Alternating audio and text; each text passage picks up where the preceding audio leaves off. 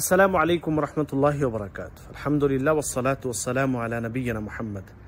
দেশে এখন পুজোর মৌসুম চলছে। এই পুজোর মৌসুমকে কেন্দ্র করে দু একটি কথা বলবো।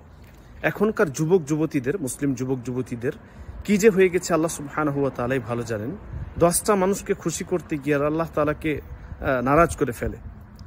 এরা নিজেকে মুসলিম বলে দাবি করে, আসলে এরা মুসলিম মানে প্রকৃতপক্ষে মুসলিম না। মুসলিমের অর্থই কি? মুসলিম হচ্ছে নিজেকে সমর্পণ করে দেওয়া আল্লাহ তাআলার কাছে। তার মানে আল্লাহ তাআলা যেভাবে আপনাকে জীবনযাপন করতে বলেছেন সেভাবে আপনি জীবনযাপন করবেন। যেভাবে আল্লাহ সুবহানাহু ওয়া তাআলা আপনাকে আপনার যে সমস্ত কাজ রয়েছে সেগুলো করতে বলেছেন সেগুলো আপনি করবেন, অর্থাৎ আল্লাহ তাআলার কথা মোতাবেক আপনি জীবনযাপন করবেন। এখানে কোনো ব্যক্তির পুজো করা হচ্ছে, এখানে কোনো মূর্তির পুজো করা হচ্ছে, আল্লাহ তাআলা ব্যতীত অন্য কোনো বস্তুর এখানে আরাধনা করা হচ্ছে, ইবাদত করা হচ্ছে, সেখানে আপনি যান কিভাবে?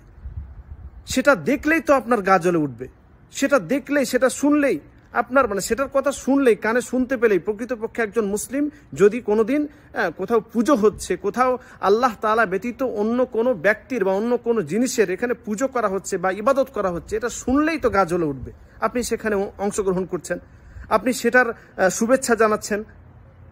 কিভাবে শুভেচ্ছা জানাতে পারেন আপনি?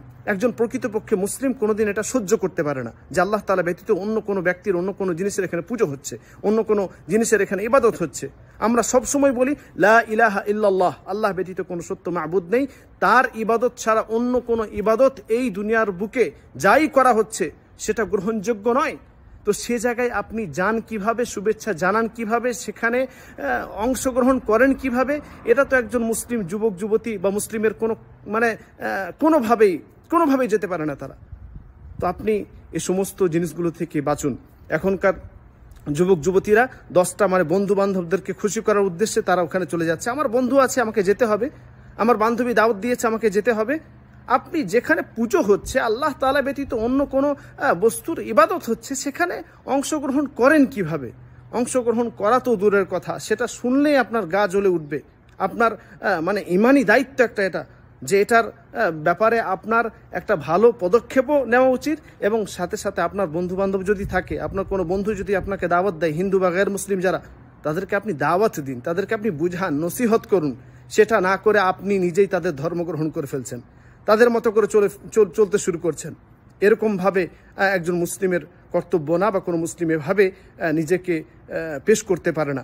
তাই এই পুজো কেন্দ্রিক কোনো কিছুতে কোনোভাবে তাদেরকে সহযোগিতা করাও যাবে না, এবং সাথে সাথে তাদের ওখানে অংশগ্রহণও করবেন না, ওইদিকে পারলে অতিক্রমও করবেন না, অন্য কোনো রাস্তা দিয়ে যান।